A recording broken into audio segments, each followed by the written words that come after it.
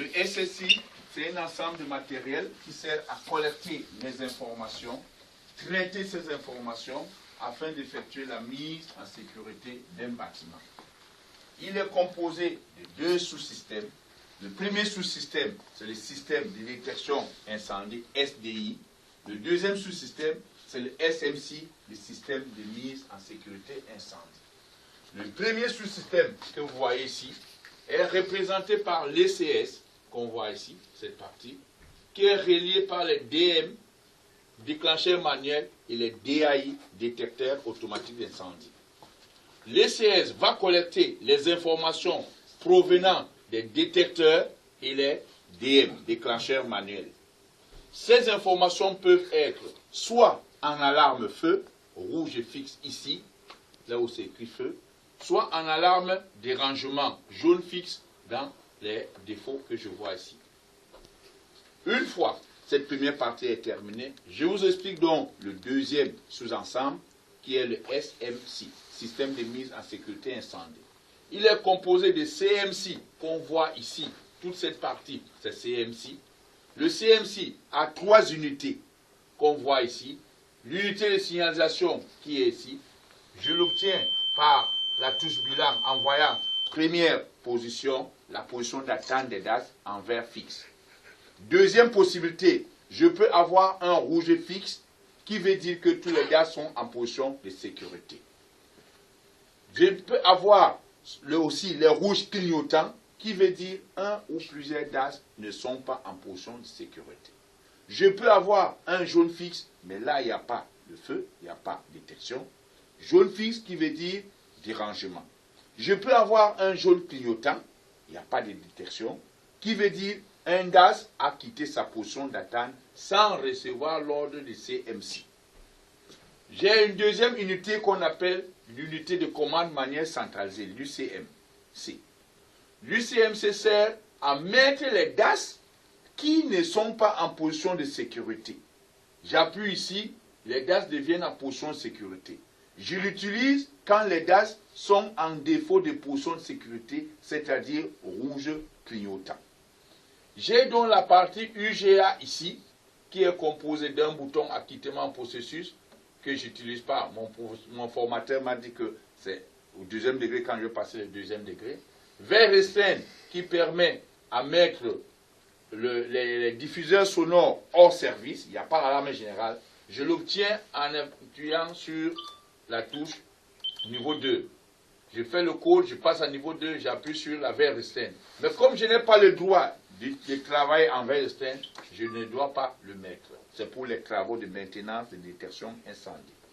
Il me reste donc la commande d'unité d'évacuation générale. Je peux obtenir donc la commande d'évacuation générale de deux manières.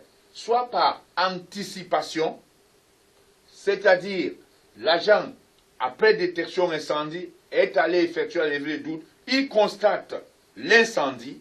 Là, je n'ai pas le temps à perdre, j'appuie ici 3 secondes, j'ai l'évacuation générale.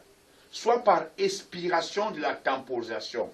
Temporisation, ça veut dire quoi? Le temps qui est imparti pour l'agent pour effectuer la levée de doute. Ce temps est estimé de 0 à 5 minutes. Passé ce délai, ce qu'on appelle expiration, on aura l'alarme générale. Je n'ai rien à faire, ça a été configuré par ça. Il y a une autre partie donc du CMC qu'on appelle les DAS qui ne sont pas ici mais qui sont dans le bâtiment. Et on a donc 3 DAS obligatoires. Les DAS de l'évacuation, du compartimentage et du désenfumage. Dans les DAS de l'évacuation, dans la fonction de l'évacuation plutôt, je peux avoir l'alarme générale et éventuellement les déverrouillages des secours. Dans la fonction de compartimentage, je peux avoir les clapets coup-feu et les portes coup-feu qui vont se fermer. Dans la fonction de désenfumage, je peux avoir le volet qui vont s'ouvrir 30 secondes après. Le coffret de relayage va libérer les moteurs de soufflage et d'extraction qui vont se mettre en marche. Si j'ai donc un ERP de type U et J, j'aurai le non-stop ascenseur. C'est quoi le non-stop ascenseur? Ça veut dire que l'ascenseur ne s'arrête pas au niveau sinistré. C'est pareil comme en IGH, où il y a le non-stop ascenseur. C'est-à-dire l'ascenseur ne s'arrête pas au niveau sinistré, mais il continue à desservir les autres détails. Par contre, si je suis en IGH, je n'ai pas les DM. Il n'y a pas les DM, d'où il n'y a pas la temporisation. C'est bon? S'il y a le feu donc en IGH, j'aurai donc à évacuer le niveau sinistré qui partira dès détection incendie. Et j'aurai à évacuer le niveau plus 1, le niveau moins 1. Le niveau moins 2 sera appelé le PCA, c'est-à-dire le poste de commandement avancé. Ça veut dire quoi? Là où les pompiers vont installer leur matériel dans le bâtiment. Ce SSI donc est un SSI de catégorie A. Pourquoi je le sais? Parce qu'il est composé de détecteurs automatiques d'incendie. Il est donc SSI de catégorie A. Il existe 5 catégories A, B, C, D, E.